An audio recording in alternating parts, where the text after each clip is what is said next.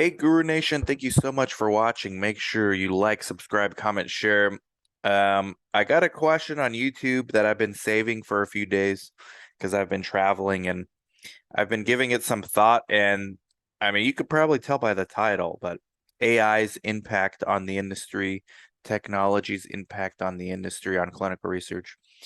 Nobody knows the answer, all right? What we can do is look at history to see other tech trends and how they have changed or have not changed, and what they have changed and what they have not changed about clinical research. And there's a lot of interesting buzzwords thrown around. Like a couple years ago, 2016, there was risk-based monitoring, which kind of became the new norm. I mean, you don't even really ask anymore as a site, like, are we doing risk-based monitoring? For the most part, most of the studies that I know are either doing some elements of risk-based monitoring, or they're just doing 100% source data verification. From the three studies that we actually have monitors on right now, actually two, one is about to start. From the two studies that we have monitors, one is using elements of risk-based monitoring, and the other one is 100% SDV. So I know it's anecdotal, but see, this is a technology, risk-based monitoring. It's because of big data, data analytics, EDC, the digitization of our industry is allowing more analytics to be run, more algorithms to be run. So it just makes sense that these things will become part of our day-to-day existence in this industry without even noticing it. But you know what? I got a question, and I'm going to relate it back to a story when I got started in this industry, and then we'll see how silly it sounds now to think about it. But here's a comment I got. Can you talk about how AI, so artificial intelligence, is taking over the industry, making a lot of jobs obsolete in about 5 years? Another topic is big corporations like Walmart and CVS getting into clinical trials and how their infrastructure is better along with database. They will no doubt bring a lot of technology, which a lot of big pharmas are slow to adopt. So there's a couple things there. Let's start with the fear of jobs being obsolete. I think, again, just my thought, yes, certain jobs will, but I think the jobs will change. I think we're already seeing the CRA role changing. I mean, if you go back to 2016, which was only 6 years ago, a lot of CRAs back then thought, hey, you know what? Once they switch to risk-based monitoring, my job is over. Like, I'm at risk. That's the furthest thing from the truth of what actually happened. We don't need to speculate anymore. We can look.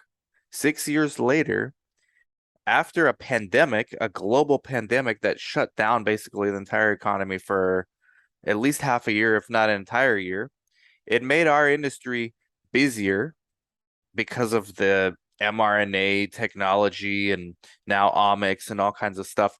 But there's a more of a shortage of CRAs now than there was before risk-based monitoring.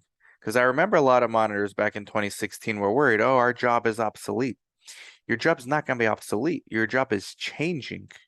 Your job, like today, this week, we were supposed to have an on-site visit by one of our CRAs, and she changed it to make it a remote site visit. Why is that possible? First of all, it was her choice to do that. It's possible because we're using eSource and eReg, and then obviously EDC. So there's really no need to come in. And yes, FaceTime matters for compliance issues and things like that. It's just harder to not pay attention to somebody in person than it is on the Zoom. And right after I finish recording this, we're actually supposed to join our CRA on a Zoom meeting for a debrief of her remote IMV. So guess what? All right, her job is not at risk. She's able to actually do a better job, I would argue, because instead of wasting a day traveling and checking into their rental car, booking a flight, checking into their hotel, flights running late. I mean, she's still doing all that. but she has the flexibility when she gets busier with her other sites or when they're ramping up maybe database lock. I actually don't know what's going on in that study. I'll find out soon. She has this flexibility so she can do her job more efficiently. So I think efficiency increases. One of the things with technology, technology is a deflationary force. This is something people don't understand. And this is where I think a lot of the misconceptions come. So technology is a deflationary force. What does that mean? It means that the cost of things as they get more efficient, because technology makes things more efficient, at least theoretically, the cost of those things go down. So, but the value, there is greater value add there by giving the CRA tasks that algorithms can't do. For example, if a site's not enrolling or if a site's just making the same deviations or mistakes over and over again, an algorithm, sure, they can point that out to you and just send email alerts to the coordinator, but it's a big difference between that and a human being reaching out to the site saying, hey, you know what?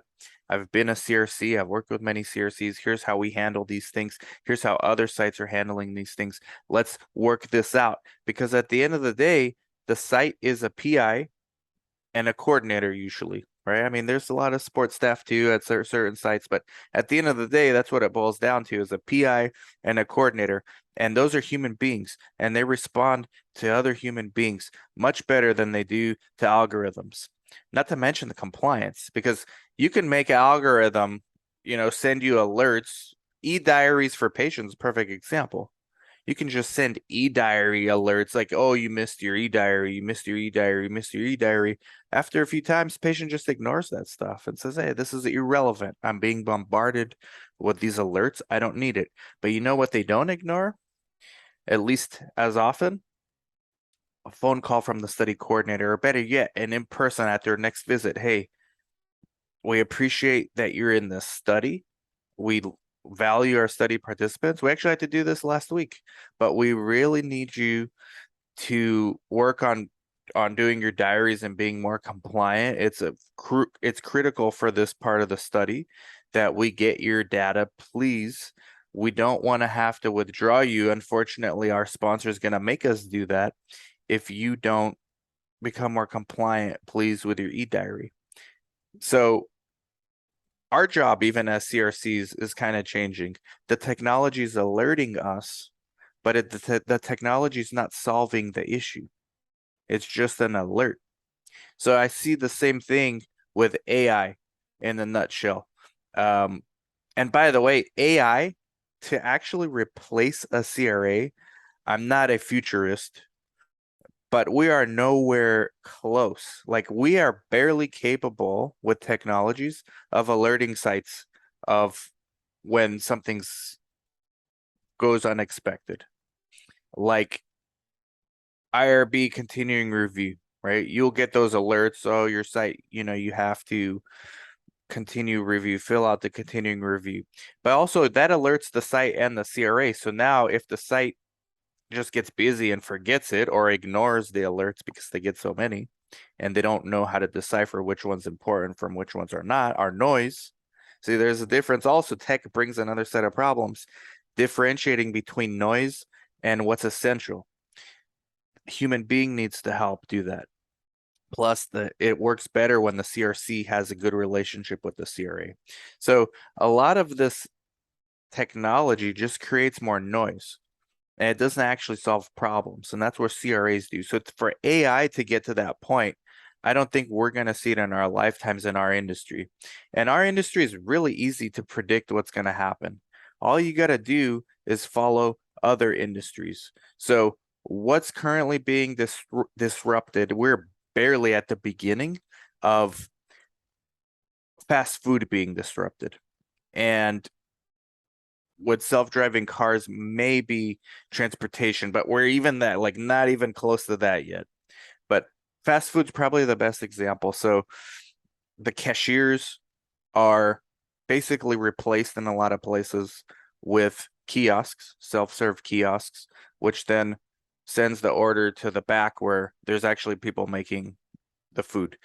You can argue that those people will be replaced by robots to actually make the food. And that's maybe not even a good comparison because those are robots and not necessarily AI. Financial services is another one where like underwriters, basically underwriters who are responsible for making sure that somebody's income statement when they're applying for credit is not too risky for the bank to give a loan to the person. That's probably closer to what we're doing, where it's just a pure algorithm. But even that it's very streamlined. It's a very simple input output. There's just a few equations there. In clinical research, you have different protocols. No protocol is the same. So the algorithm's not going to be the same. The fundamentals of research are the same, but the fundamentals are kind of integrated into the protocol. So you need to make a customized algorithm for every protocol. And at the end of the day, how good is that? How much value add is that over having a CRA do it? So the way I see it is AI is going to be a complementary to a CRA and make them ideally more efficient, because the way CRA is currently monitoring is not very efficient. I've been a CRA. I always ask myself, like, I do not know how these CRAs who do this day in and day out, they have a site visit just about 3 times a week where they're looking at 20 visits a day each time they do a site visit, plus regulatory, plus IP accountability. I mean, if they get tired, like they're gonna miss stuff, and they miss stuff all the time. So I think the AI, if anything, is gonna allow the series to do a better job so that they can not miss things or miss less things. And that's if the algorithms are perfect, they're not, but they're gonna miss less things and then be able to spend more time helping the site solve the problems, because technology does not solve problems. And we're going to get into that with the Walgreens and CVS example, but I want to leave with one more anecdote. So to tie into the AI and the fear of losing jobs. When I started in research, it was 2005. I was a coordinator.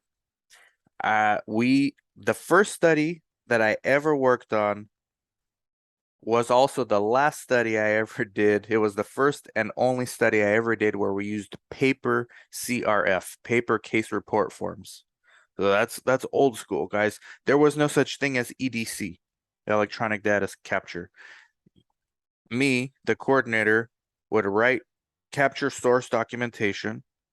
Then I would input into this big binder. I wish I would have saved one of these things for historical purposes.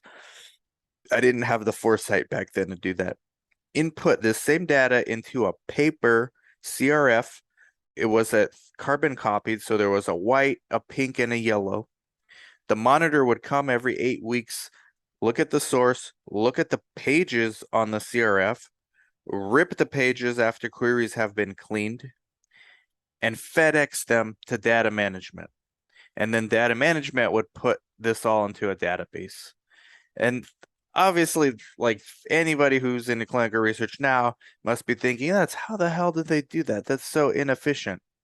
And I think that's how we're going to be looking at monitoring 15 years from now.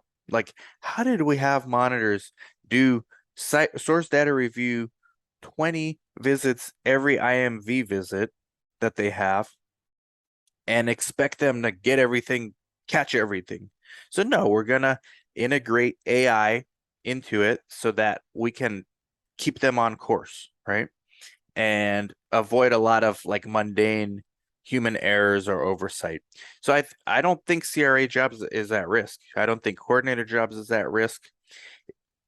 I don't think I can't really think of any role in clinical research that's at risk, like even remote site monitor, even in-house CRA. I mean, a lot of these things technology can't do, because technology can alert and point out inefficiencies. And in some ways, they can make some things more efficient, like the workflow, but they're not very good at correcting mistakes, correcting problems, and solving problems.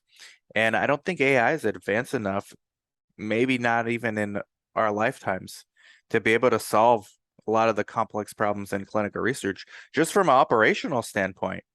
We haven't even gotten into patient recruitment, which is, by the way, the biggest weakness of this industry since it started, and it has not changed despite tons of technological innovations and decentralized trials. So let's get into CVS and Walgreens getting into studies.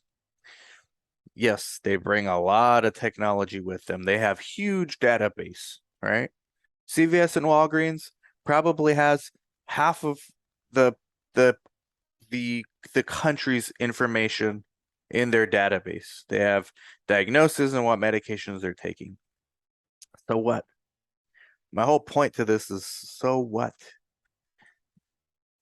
I don't know any patient that has a relationship with their pharmacist that is better than their relationship with their own clinician. I'm sure there's cases, but for the most part, especially at big chain pharmacies. All right, I could probably see that happening at a mom and pop pharmacy, but at a big chain pharmacy like CVS and Walgreens, where everything's automated and it doesn't matter who your pharmacist is or your farm tech is, how are they going to convince patients to do a study? Technology, that's another example of they can have all the technology they want. They can probably identify patients that qualify, right? You can see the parallel between that and AI and monitoring. We can identify problems, but how are we going to solve them? So yeah, CVS and Walgreens can identify, if you give them a protocol, they can probably identify really quickly which patients are likely to qualify. So what? Who somebody's going to call them from CVS and say, hey, we have a study for you, and the patient's actually going to answer, and the patient's going to trust CVS, who they never talked to their pharmacist in their life. Now, and it's not going to be the pharmacist calling, by the way, it's going to be somebody at a call center. So I don't see it happening. Because I don't see it happening at that scale, because I don't even see it happening that way at a small scale. I'm partnered with 3 PIs, all small private practices where they have solid relationship with their patients. Even in those cases, I still run into obstacles getting patients to do studies because they're not trusting of the study. And yes, I'm only one step removed from their clinician. So there is a greater chance that they're going to trust me over Walgreens. And I'm still having a hard time getting them in. On top of that, you got to worry about the incentive structure at CVS and Walgreens. Who's going to be, it's a lot of work to pre-screen. Yeah, you can have the AI like do the first filter, but now somebody's got to actually go through their records and see.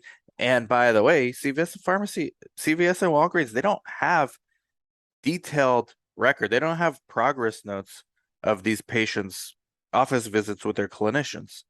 They just have demographics and they have like what medications they're on. They might have diagnosis, but that's it. They don't have the nuances. So a lot of those patients that the AI can pre-filter may not actually qualify. And the way these protocols are getting more and more complex, the probability of those patients not qualifying increases. So you really need that trusted community-based clinician,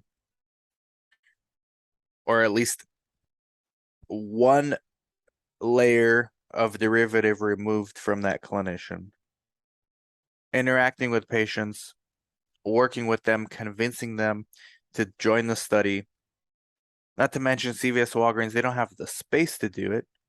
I mean, where are they gonna do visits? I guess they can make some private patient rooms, but those stores are limited, right? They're limited. Like all that tech doesn't really help. And yeah, then you can argue, okay, well, we can just do decentralized trials. Well, good luck doing decentralized trials. We're already seeing how that's challenging for a lot of patients, because patients, they don't like getting e-diaries 10 times a day. They don't like having, we as coordinators don't like having 10 logins for one study. Patients don't like having 2 or 3 different logins. They don't want to remember, okay, today I have to do this, tomorrow I have to do this, Thursday this person's going to call me. It works a lot better when you have a coordinator dealing with the patient. And yes, you can argue that in DCT we can assign each patient a coordinator. Maybe. There's some I'm not a DCT denier, a decentralized clinical trial denier. I actually think there are elements of that will last, especially when it comes down to making study visits more convenient for patients. But I don't think it replaces the site, and I don't think CVS and Walgreens bring anything special to the table when it comes to clinical research. I think a big medical health system like Kaiser Permanente has a better chance. And even they're kind of struggling. So typically, the bigger the organizations get, the less efficient they become, and the more waste that has to go into that. And then if you're a sponsor and you're looking at all these tools are not cheap, by the way. These DCT vendors are venture capitalized. They're basically spending money that's not theirs, and they're spending a lot of it to compete for efficiencies with sites like mine and sites like Brad Hightower's, who's actually out enrolling them with very low tech solutions. So sponsors sit back and have to analyze the numbers and say, okay, yeah, how much do we actually want to push this? Because at the end of the day, what do we care about? We don't necessarily care about DCT so much. We care about increasing efficiencies and minimizing the time it takes to complete a study. And I think when you start bringing in bigger organizations, time increases to accomplish anything. Anybody that works with an academic medical center knows this. Once something gets bigger and more bureaucracy, it takes longer to get things accomplished. And that's my thoughts on that. I could be very wrong. I certainly think that CVS and Walgreens could, in theory, do well. I don't think they can do well on just any study. And then at the end of the day, you're going to say, okay, well, they can do well on the easy studies. Well, so can your private community-based clinician. Think about it. The industry doesn't necessarily need help on the easy stuff. They need help on the harder stuff. And this is my thoughts on AI, on tech, and on big corporations getting into clinical research. Definitely interesting to watch it and be a part of it and be an active participant in this ecosystem. And again, it's just my opinion, but I'm basing it off of conversations I've had. I've actually had conversations with both CVS and Walgreens. Let me tell you, I mean, they got a lot to learn, and to implement something like this at scale is not easy, and time will tell. And that's all. I guess this was a podcast. Like, subscribe, comment, share. Let me know your thoughts. Catch y'all later. Bye-bye.